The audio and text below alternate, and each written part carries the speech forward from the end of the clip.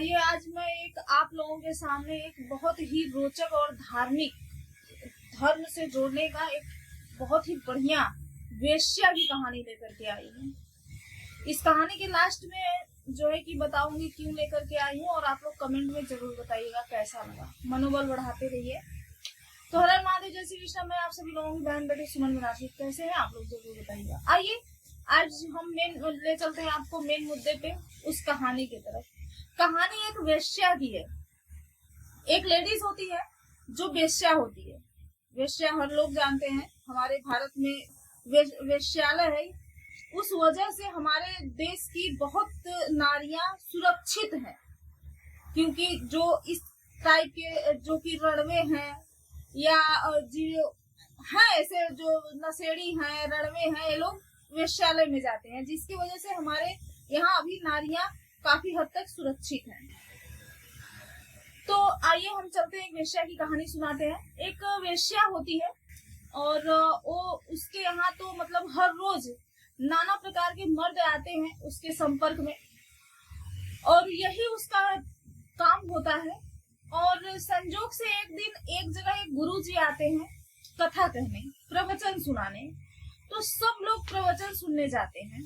तो उस बार बार इस शब्द बोलने में मुझे थोड़ा सा झिझक हो रहा है, इसलिए मैं औरत बोल रही हूँ। उस औरत के भी मन में एक वो उत्पन्न हुआ एक कि मैं भी जाऊं, मैं भी प्रवचन सुनूं, प्रवचन में क्या बोला जाता है, क्या सीखने को मिलता है।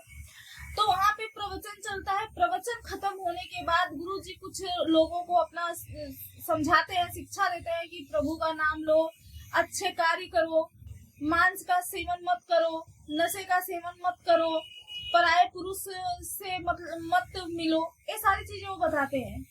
लास्ट में वो जो है कि वेश्या गुरुजी से जाती है और एक जो है कि सवाल करती है और बोलती है, गुरुजी, वो अपना काम बताती है, गुरुजी मैं वेश्या हूँ, मेरे यहाँ रोज नाना प्रकार के मर्द आते हैं, तो मैं कैसे भगवान का नाम ले सकती हूँ, कैसे मुझे भागवत प्राप्ति हो सकती है।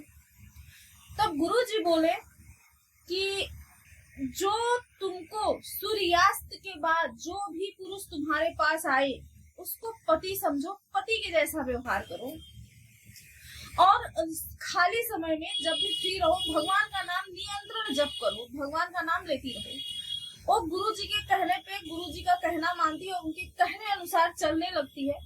जैसे ही सूर्यास्त होता है, एक मर्द आता है तो वो पहले सिंदूर की डिबिया थमाती है, फिर इसके बाद बोलती है पहले मुझे सिंदूर पहनाओ, फिर इसके बाद वो पति पत्नी की तरह रहते हैं। ऐसे ही चलता रहता है।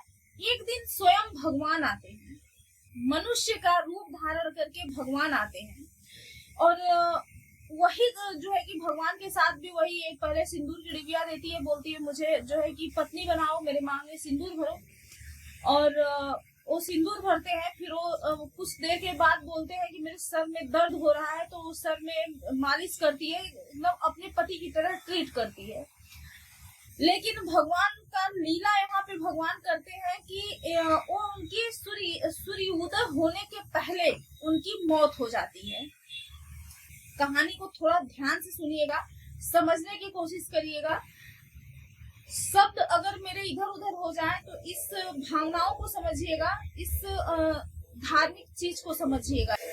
तो वो सूर्य उदय होने के पहले जब वो मरने का लीला भगवान करते हैं, तो जब वो मर जाते हैं तो वो जाती है गांव में और कुछ लोगों को बुला के लाती है, बोलती है कि मेरे पति का देहांत हो गया है, आप लोग चलिए अंतिम संस्कार करिए।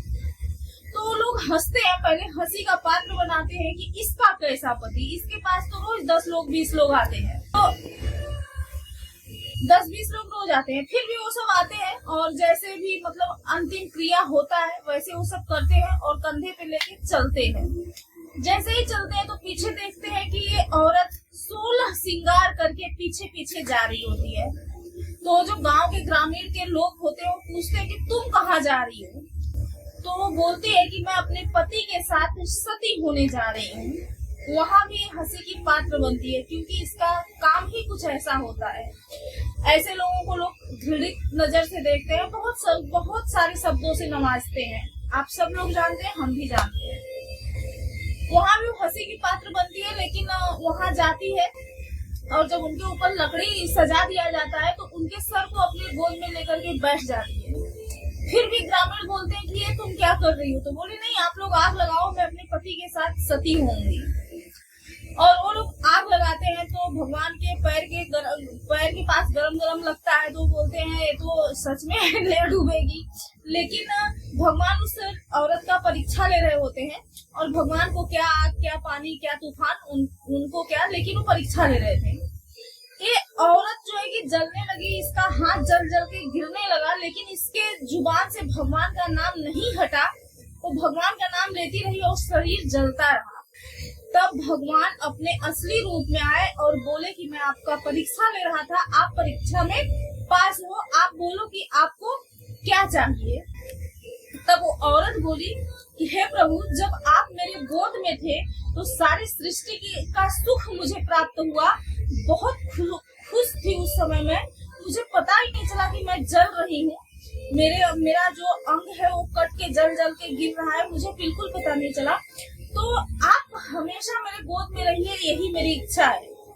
भगवान तथास्तु बोले, और वो नदी के रूप में जो है कि उनका क्या बोल सकते हैं, जन्म बोल सकते हैं। नदी के रूप में उनका जन्म हुआ, जिसका नाम है गंडक नदी। और उस नदी में भगवान शालिग्राम बनके उनकी उस गंडक नदी के गोद में आज भी है। ये है पटना में। पटना में एक गंगा नदी और एक गंडक नदी दोनों एक ही में है, लेकिन एक दूसरे का जल स्पर्श नहीं करते दोनों। गंगा जी इस नदी का जल नदी में नहीं जाता गंगा जी का, और नदी का गंगा जी में नहीं आता। तो एक कहानी सुनाने का मेरा उद्देश्य क्या था, सिर्फ इतना सा था कि यह चल रहा है कलयुग। अभी 5000 वर्ष ही हुए हैं, लेकिन आप लोग आए दिन देखते हैं आस में, पड़ोस में, घर में या समाचार में कि हमारे देश में बहुत कभी बलात्कार, कभी हत्या, अपराधें बढ़ रही है। मांस का सेवन करना, ये सारी चीजें लगातार बढ़ रही है। लेकिन अगर कोई नियंत्रित करना चाहे अपने ऊपर, और अगर कोई सुधरना चाहे, भगवान की शरण में जाना चाहे, तो भगवान बहुत भोले होते हैं। अगर आप हृदय से भगवान से जुड़े तो भगवान आपको स्वीकार करेंगे। ये ताकत सिर्फ भगवान में है, मनुष्य में नहीं है।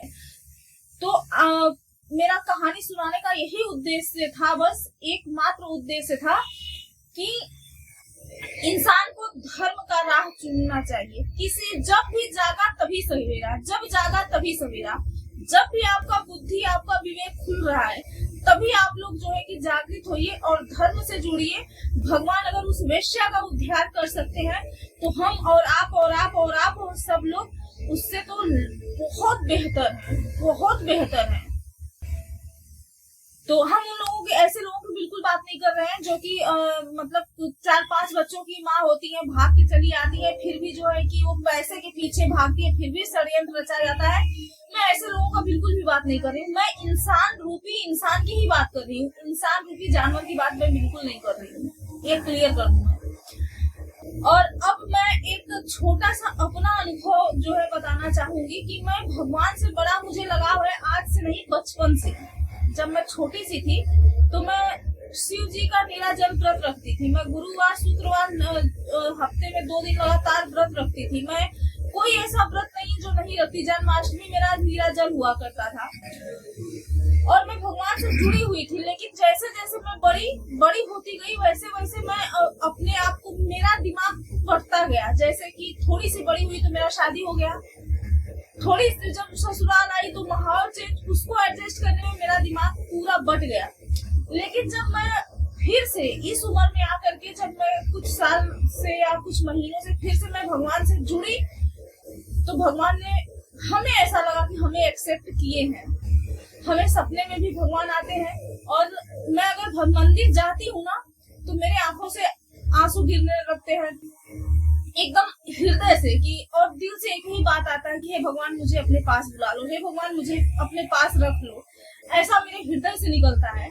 तो ये चीजें बताती है कि कहीं ना कहीं जो है मैं भगवान से कनेक्टेड हूँ, और कहीं ना कहीं मैं भगवान भी हमें चाहते हैं। ये चीजें मैं खुल के नहीं बता पा रही हूँ क्योंकि प्रचार नहीं करना चाहिए। प्रेमानंद गुरु जी महाराज बोले तो मैं प्रचार नहीं कर रही हूँ।